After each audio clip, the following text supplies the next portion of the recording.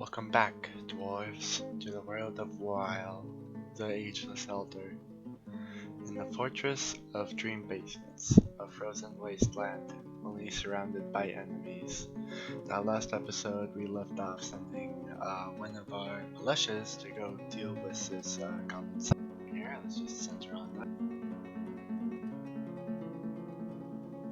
The dark goblin pits of gripped monsters, population of hundreds something. And we are currently at war with them, so we sent one of our squads to go raid that site. They're currently on that mission, and we'll see how they did when they get back. Hopefully they didn't end up dead. That would be horrible. But besides that, there are some other things we're going to do. Currently, the ones that we sent out, we equipped with steel armor. Now we're going to make another set for the other squads. We might also begin training up other dwarves. But that's only if we can get the other squad equipped. We also have an elite marks dwarf squad, but I don't think we're going to be sending those out. The other thing, of course, is getting more war animals. That there is a possibility that a lot of those war dogs will die when they end up fighting over at I think it was, geez, what is this civilization called again? Gripped monsters. So yeah, some of those dogs may die, but that's fine because the dwarves aren't dying, you know. Dogs are only going along with the dwarves to be cannon fodder. So, yep. Izum Usnatus, minor, has given birth to a boy. In a world where war is constant and the dwarven population is constantly decreasing, it is a good sight to see more enter our hearth home. Well, it appears that double knots have returned right in the middle while I'm expanding the smithy again, just adding another magma forge, doing some other stuff. Let's go look at their report, eh? So, mission report. Let's see here. In early winter, the moist rope attacked them. Dwarfenod lead the attack. Defenders were led by the goblin Nino Flash saved. Some other stuff. Strong positional advantage. In early winter, the elephant Zuglar Kuyab clashed with 9 goblins and gripped monsters, slaying 7. So that's the war elephant. I didn't realize he was attached to a person. Hopefully he doesn't die in this. Let's see here. Alright, struck down, struck down, struck down. Oh, a dog was killed. Okay. We seized some livestock and treasure and destroyed the place. So as you can see now, that is a gray area. That's because we completely destroyed it, razed it to the ground. And let's look at the spoils report here. One grizzly. Oh, I hope that's geez, okay, I hope that's the opposite sex of the one we currently have, because then we can start breeding those. That is very good. We'll basically just be Russians down here. We'll have an army of grizzly bears. It's gonna be amazing. The rest of these can probably just be melted down. Not sure what this is. And yeah, that's actually pretty nice. No actual casualties, I think. Yeah, they're all traveling, so they're not dead yet. And let's see if that animal is with us right now. If I search up Grizzly Bear. No, I think it's just it's along with all the other travelers, so once they all come through the map, we'll be able to see it then. But right now it's in our spoils report, so that's really exciting. So yeah, I'll cut to you when I get that grizzly bear. Alright, so that's the bear right here. Let's take a look at this. If this animal is waiting to be trained, let's look at what gender is in the animals section. Yes! Okay, so now that we have 2 opposing genders, we can breed them and we can make a grizzly bear army. So I'm just going to go back to where the pens are, and here we are. We have the bear right there, and what we're gonna do is I'm just gonna make this a zone right here, and pen/pastor, and let's see here, search grizzly bear. Okay, so these 2 will be added to this pen, and hopefully we'll be able to get them to start breeding. That's actually pretty nice. Alright. Besides that, I am obviously expanding the forges, so yeah, see you then. Okay, back down in the fortress, that weaponsmith, Locum, just reached level 20, so I have stopped them from making giant metal steel axe blades. Next we're going on to Lemel, who's currently kind of a novice armorer, level 7. We're going to get her up to level 20, or actually, maybe it might be him, I don't know.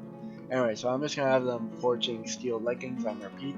The melting efficiency of these is 150, so that means for each time we make one of these, when we go to melt it back, we'll get the same amount of materials we used to make it plus 50%. Dwarf Fortress logic.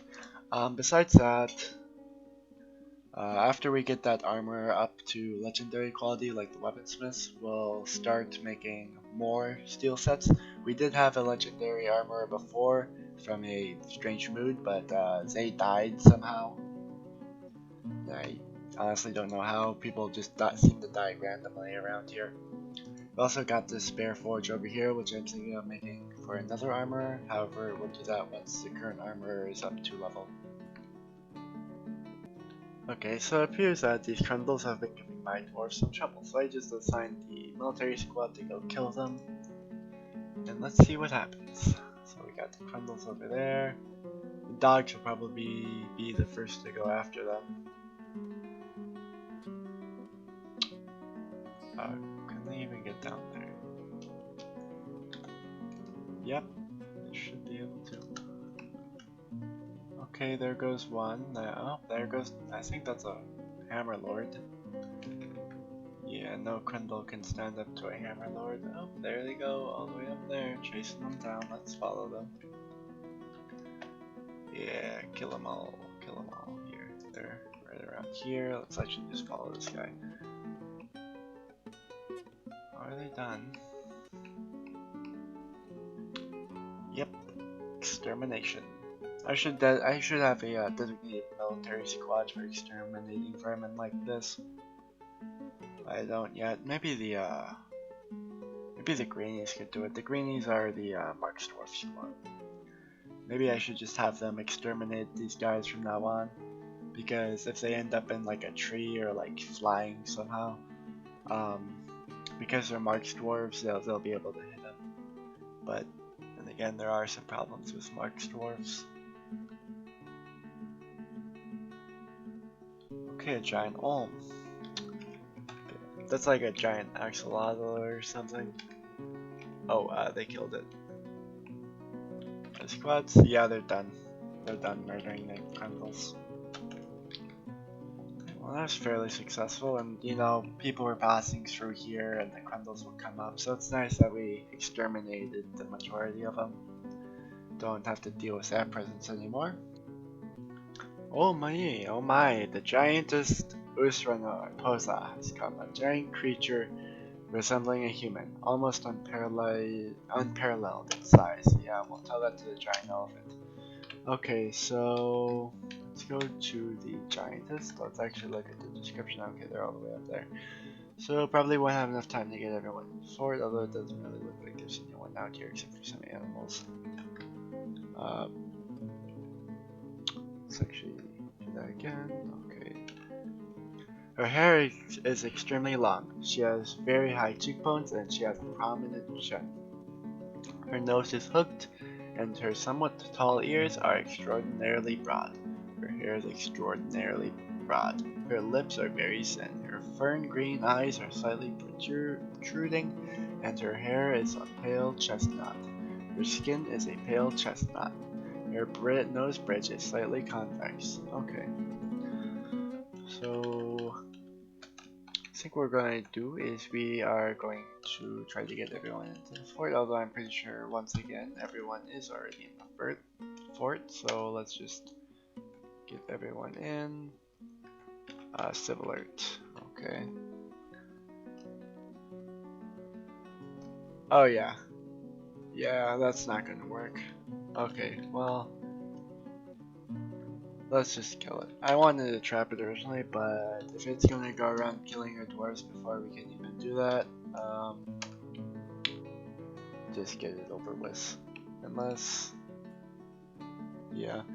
Technically these giants are vulnerable to cage traps. However, we're definitely not gonna get the dwarves in on time to build it. That dwarf looks like it's gonna die unless it gets rescued by that hammer lord. Come on, please. Okay. Oh, it's fleeing. Let's see what caused the giantess to flee, eh? Let's see. The hammer lord bashes the giantess in the left hand with her silver warhammer, chipping at the bone. The force twists the left wrist. Let's see, loses oh, the giantess was literally using a sock to attack these dwarves. The hammer lord bashes the giantess in the left upper arm with her silver warhammer, jamming the bone through the left shoulder's muscle and fracturing the left shoulder's bone. The hammer lord punches the giantess in the left upper leg with her right hand, bruising the muscle. The force bends the left hip. Wow, that's a strong dwarf. And then after that, the giantess just got extremely scared, ran off. Help save me, help save me. I'm afraid that there's no one in this fort who is partial to you, so no one's going to save you. So let's just watch her flee off the map, presumably. Okay, well, they stopped right there. Oh, did it? They must have bled out or something. Let's look at that again. I think they ran out of stamina. I don't know why they stopped there, but the other dwarves are coming after it. So, okay, fighting again, more fighting, more fighting. Here they come, and it's dead now, so let's see how that went out. Okay, a bunch of fracturing the bones, the silver warhammer, bruising. Oh no, left lung, that's pretty bad there. Ooh, jamming the right rib, through the heart, tearing the heart. Okay, that was pretty much the end for her right there. Looks sick. Spleen, pancreas, guts, ligaments, right kidney. Ooh, wow. They might still have the left kidney, maybe? I don't know. Torn right lung, fractured skull, fractured bone. Giantess passes out from exhaustion. That's pretty much when they are doomed to die. And the force twists the neck. Silver warhammer bashing through muscle, jamming the skull through the brain and tearing the brain, and that's pretty much the cause of death. Just complete mutilation by a warhammer. Ouch. It also appears that looking at the population, no one died from that, but I do think that that person who was fighting, that civilian who was fighting with the giant earlier, was probably injured a bit, so we'll probably see them in the hospital. So yeah, some minor wounds and stuff, but no one died, which is good. Alright, so we got going on here is that person who was attacked by that giant, that civilian, was actually this child here. And I've also begun to notice some problems with getting water to these patients. So what I'm going to do is I'm going to make a tank of water here, and then a tank of water here, and there's going to be a well probably right here. And how that's going to work is dwarves will get water with buckets, dump into a chamber, and then the water will be cleaned with a pump stack, or a water pump, or a screw pump. And then it'll go to a chamber down here, which can be drawn by a well.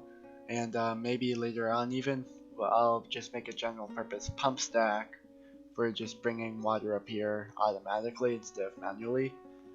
But I don't really have that much time left in this turn. I'm on the 11th month, turn ends on the next year. Oh look, a kid has been taken by a Fey moon. Now that's going to be interesting. They're almost always going to be going to take a craft dwarf shop. But just to confirm what I just said was true, let's follow them and see what they're going to take. Let's see, strange moon. It should be down here. That's where all the child units are. There it is. Follow. Okay, let's see what kind of shop we take.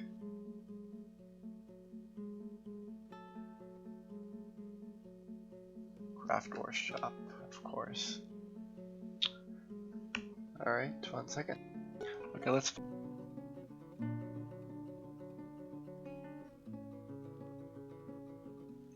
Okay, he's taking some adamantine.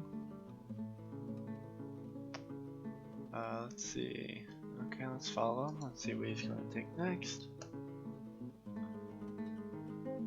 Okay, let's keep going. Okay, that's probably a praise. No, greens are gone. Okay, guessed wrong.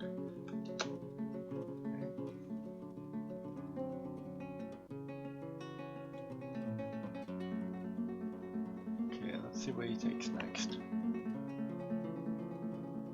Looks like he's going for another gem. Oh, no, I think that's a red zircon. Yep.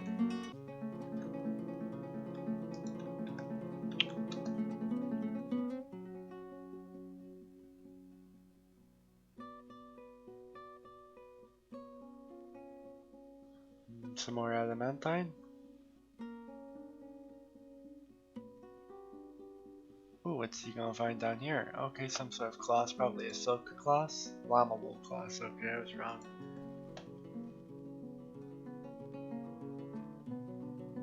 And he's begun this mysterious construction. Well, this dwarven child clearly has regal dreams. She created a granite scepter. She claims it as an heirloom in the name of family ancestor Uvash Chamber Saints. We're not going to look at the description of this one because I want to see if we can make it describe prophetic events. So we've also finished up the hospital area around here.